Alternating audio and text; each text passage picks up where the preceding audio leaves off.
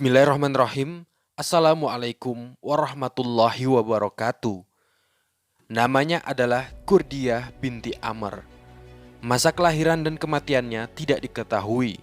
Menurut Imam Abdurrahman Al-Sulami, Kurdiah berasal dari Basrah, Irak.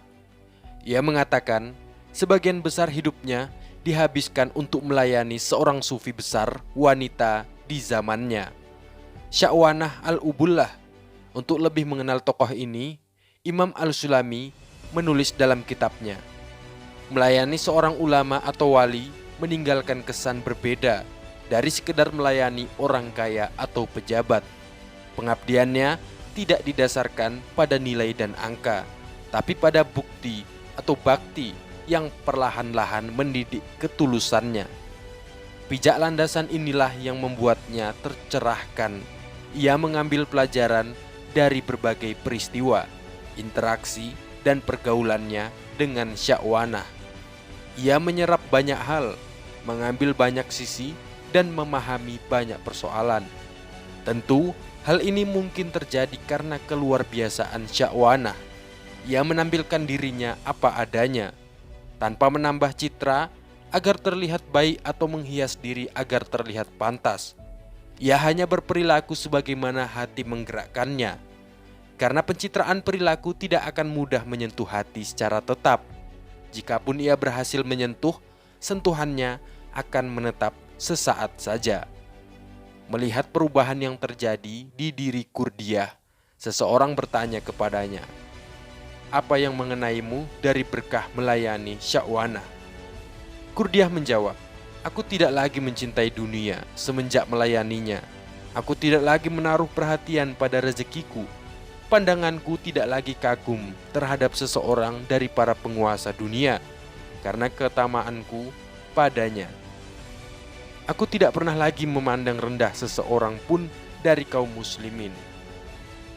Kurdiah berubah menjadi pribadi yang lebih baik setelah berkhidmah kepada Sya'wanah. Ia tidak lagi mencintai dunia berlebihan. Ia tak lagi mengkhawatirkan rezekinya hari ini atau esok. Ia tidak lagi silau atas kekayaan atau kekuasaan orang lain, dan ia tidak lagi memandang rendah orang lain. Mungkin pandangan Kurdiah tidak dapat dimengerti oleh kebanyakan orang, karena mencintai dunia, mengkhawatirkan rezeki, memiliki ambisi adalah hal yang wajar. Namun, bagi orang seperti Kurdiah, tidak mencintai dunia membuat ringan hatinya. Ia bisa berbagi dengan siapa saja tanpa merasa berat. Ia akan menyerahkan segala yang dimilikinya kepada orang yang membutuhkan tanpa berpikir panjang.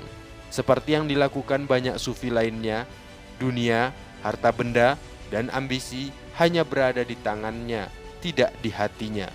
Begitupun dengan memandang rendah.